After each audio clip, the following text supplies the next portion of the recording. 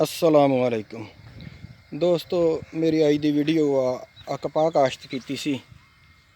आ देखो माशाल्लाह हर चुंगा कैसा ज़बरदस्त अगाओ करन डया है। बिल्कुल हर चुंगा जम्मिया वा।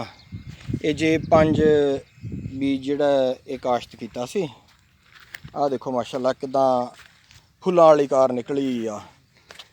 कोई बीज जिहड़ा ये रहा निगा अलहमदुलिल्लाह। सारे बीज जिहड़े आ ये उगे आ देखो माशाल्लाह। मैं थोड़ा गां भी कैमरा कोल करके दिखालदा। बाकी आ देखो माशाल्लाह बहुत ज़बरदस्त बीज उगया। ये अल्हम्दुलिल्लाह ये बीज जिहड़ा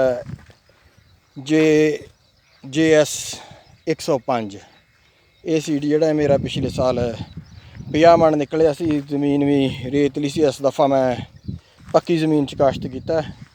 इंशाअल्लाह इस दफ़ा उम्मीद है इस तो भी ज़्यादा आऊगा। ये खासियत है कि इनू जिद्दां तुरदा तो उस तरह ही नाल आपदा फल चक्की आउंदा है। ते जे इनू कोशिश करके इनू खुराक दित्ती रखे, जे खुराक दित्ती रखे जिन्ना तुरया जाऊगा तो उन्ना ही इन्हें फल चक्की जाना इंशाअल्लाह। तो इस तरह दियां होर वीडियो देखने लई सारे दोस्त जिहड़े आ मेरे चैनल नूं सबसक्राइब कर लो, नाल घंटी वाले बटन नूं भी नप दिओ। जज़ाकुमुल्लाह खैर।